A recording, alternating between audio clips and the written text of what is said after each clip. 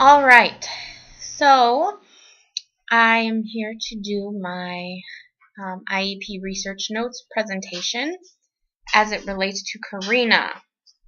Karina is the case study that my group is working on, and she is a second grader.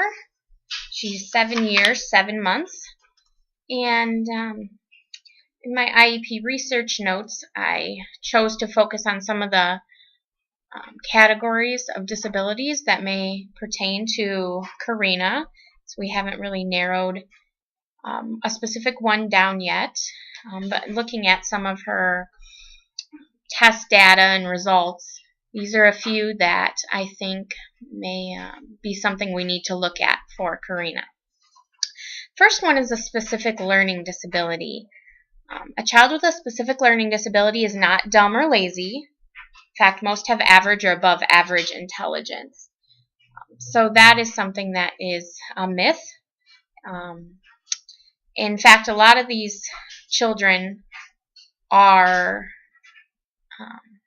above average, like it says, or average intelligence. So when it comes to having the difficulty reading and writing or whatever they're struggling with, it's very unexpected, and the family is almost not quite understanding where it's coming from, why it's happening, when they see that their child is very gifted in other areas. Karina is not an exception to that. As far as her scores show, in the cognitive area, she scored anywhere between the average to high superior. Let's see, for composition of individual words, she was average.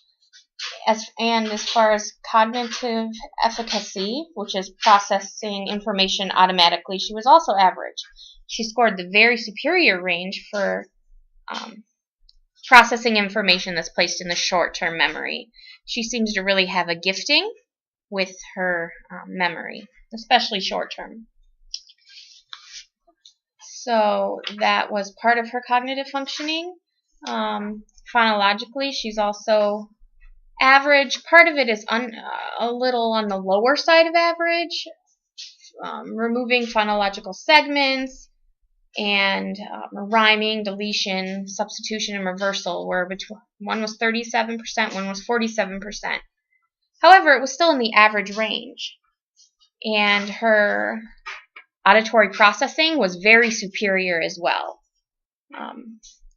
So she scored in, as far as all of those, she's very high. In fact, when I was first reading through this, I realized that, I'm like, where is this child's deficits? All the scores keep coming back high. And so, like I said, it may not be obvious at first. Specific learning disability may manifest in difficulty listening, thinking, reading, spelling, speaking, or doing math. Karina struggles with reading, writing, and math in school, as well as spelling. I didn't list that here, but she also has spelling that goes along with the reading and writing. She has significant strengths in memory, creativity, and auditory processing ability. Her mom described that she's very artistic, and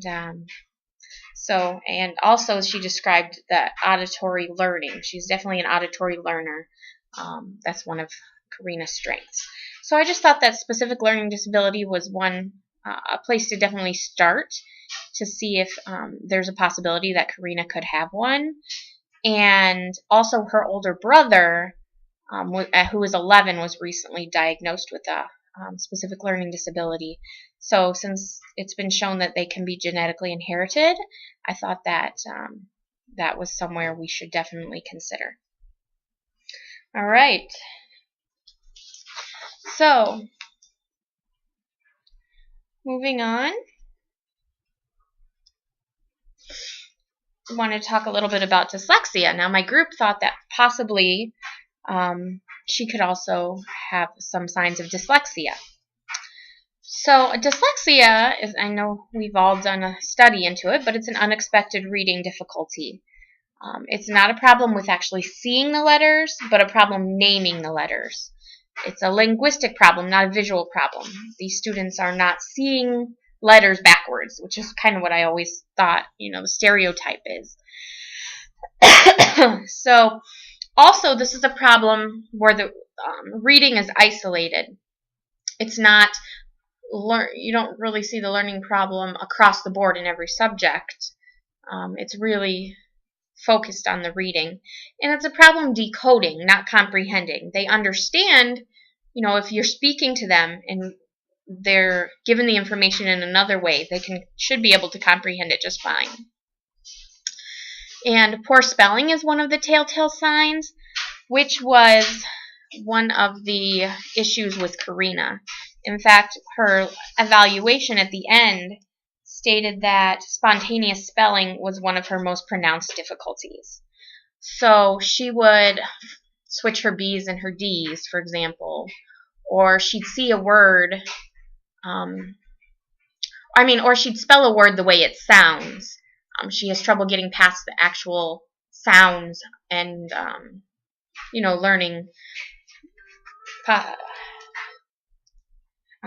learning to spell in other ways. Also, her phonological awareness is average. So that may be something showing that maybe she doesn't have difficulties with dyslexia. However, it did say also that she has trouble blending, which could definitely be another sign. Sorry, excuse me, my phone rang. That was brief. I didn't think to put it on silent. Brief pause there.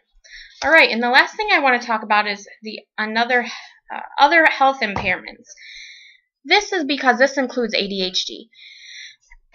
And this ADHD falls under another health impairment, and this is a health condition which limits the strength, vitality, or alertness of the student, but it also has to affect students' educational progress. So it has to do these two things. Karina has recently been diagnosed with ADHD, and ADHD is considered an OHI, so we do know that she has this. However, it's the job of the IEP team to consider if the ADHD is what's primarily affecting the difficulty that she's having in school. Because although she may be having focus issues or other things that come along with ADHD, if that's not the primary reason she's struggling in spelling and reading and things like that, then she should really be diagnosed under another category.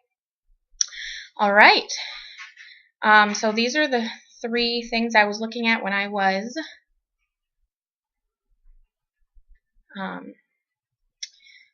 considering Karina's case. Thank you for listening. And excuse me while I figure out once again how to shut this off. All right.